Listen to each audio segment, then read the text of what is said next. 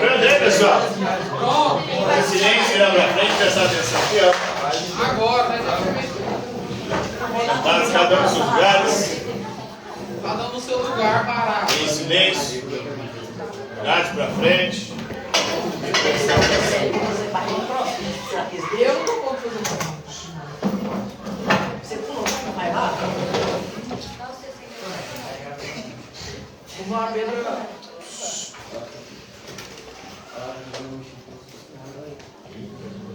Então, na aula de hoje vamos falar sobre Louis Althusser, esse que é um pensador francês, um filósofo francês que viveu no século XX, 1918 a 1990.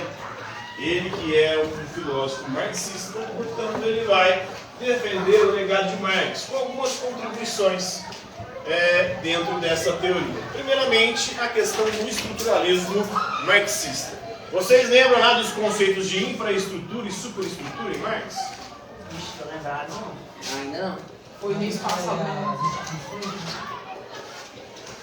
Infelizmente. Infraestrutura é a base da sociedade, é aquilo que a fundamenta. Se ela fosse um prédio, a infraestrutura seria a base, aquilo que sustenta o prédio.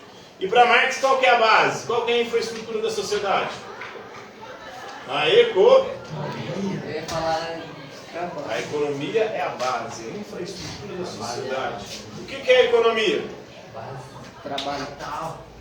Oi? Etimologicamente, economia eco, em grego é casa. Nomia é lei. As leis que regem a casa, ou de administração da casa. Em Marx tem muito mais a ver com as regras que regem a produção e a reprodução da existência humana.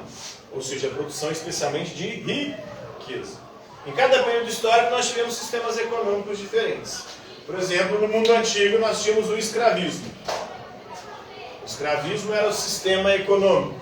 Esse sistema econômico tinha como base que ele influenciava toda a estrutura do prédio social.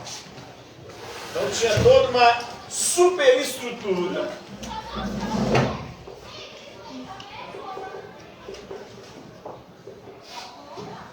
que seria o prédio, né? Essa superestrutura ela funciona de acordo com a base econômica. Então toda a superestrutura era ou existia para confirmar ou reproduzir a base econômica do escravismo. Então as leis, por exemplo, que é o direito, né? No escravismo, as leis do direito eram para preservar os interesses de quem? Do senhor, do escravo. A educação, outra superestrutura.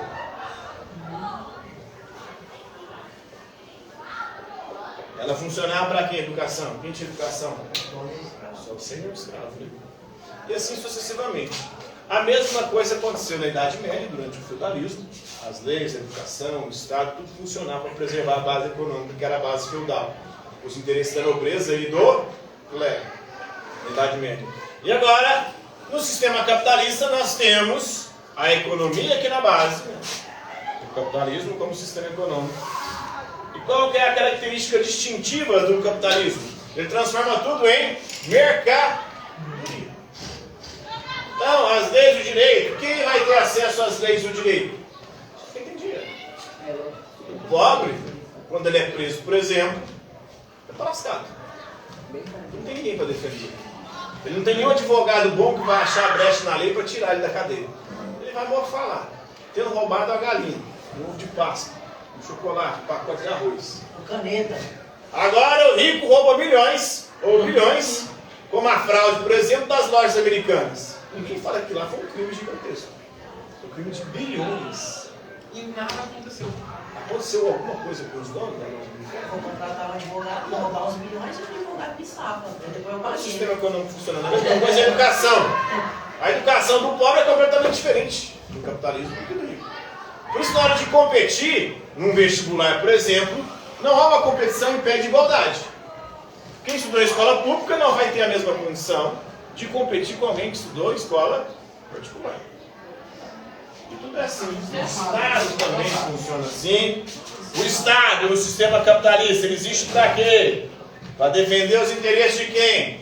Da classe dominante. O Estado tem um braço dele, que é a polícia. A polícia existe para quê? Para proteger e garantir nossa segurança? Não, para proteger os ricos de nós pobres. Impedindo que a gente Batam neles e tomam o dinheiro. E assim sucessivamente. Então tudo isso aqui é a superestrutura. Superestrutura são as instituições sociais e ideológicas, né, que propagam as ideias.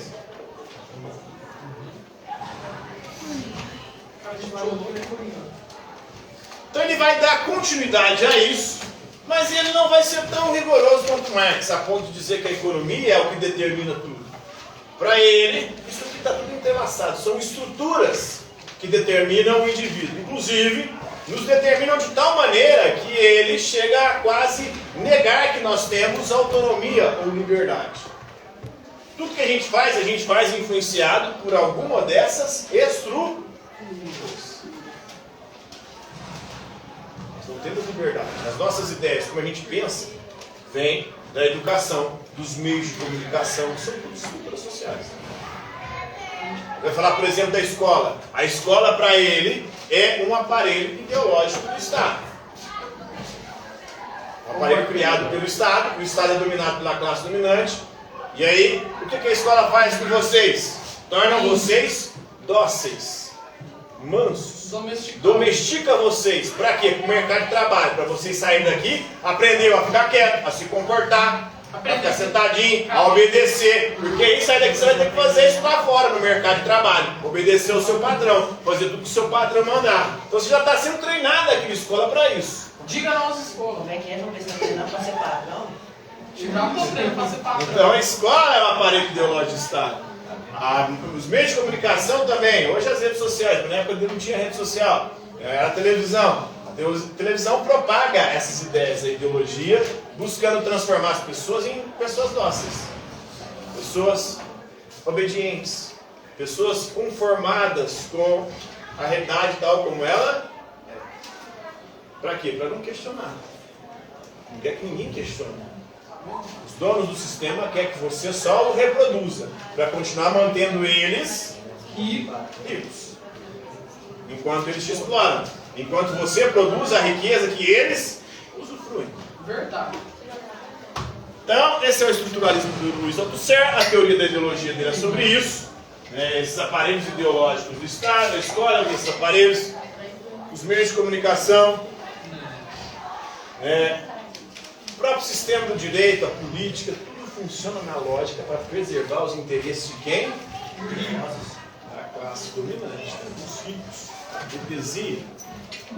Ele vai defender aí o conceito de ruptura epistemológica.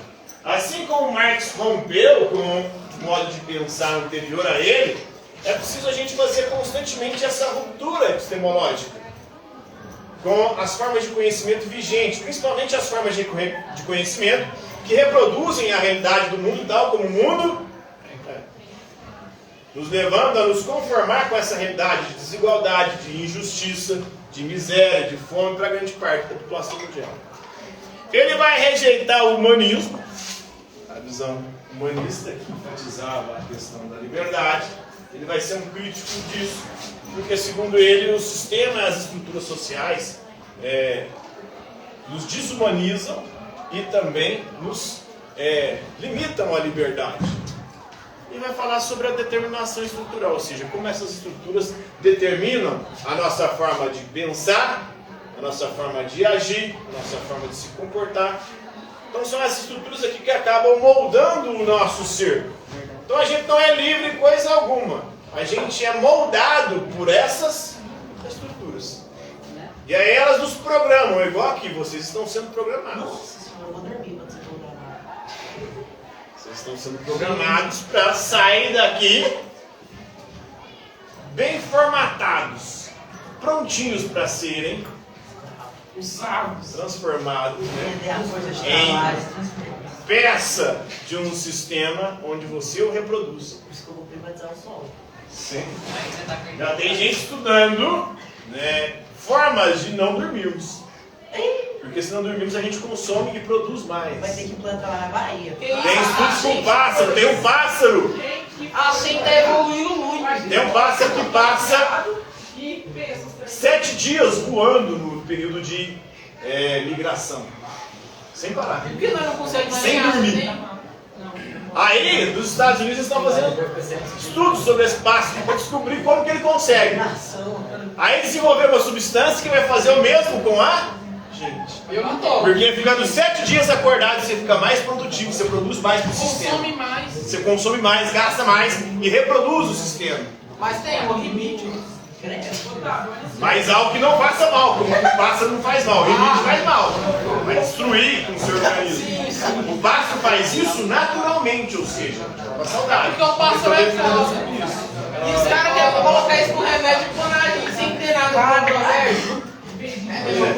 Tava com o cara deu aqui, enfim. Aí o Aldete ganhou. Descobrir como que isso não afeta o organismo daquele pássaro. Para poder não afetar o nosso. Aí você ficar 24 horas, é o conceito de 24 por 7, né? 24 horas, 7 dias. 24 horas por dia, 7 dias por semana, acordado, produtivo, Trincadão. consumindo e Girando. reproduzindo a roda do sistema. Isso é bom. Ai, Compreenderam aí o conteúdo, galera? compreendi. Alguma dúvida? Tranquilo?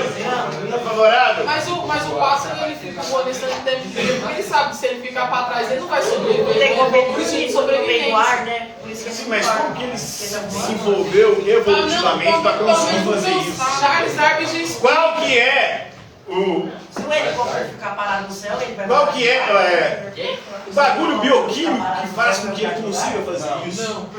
Para que assim eles possam selecionar esse negócio e testar na gente. Tirar do DNA do pássaro em cada um. A substância química que produz ou que dá a ele a capacidade de fazer isso.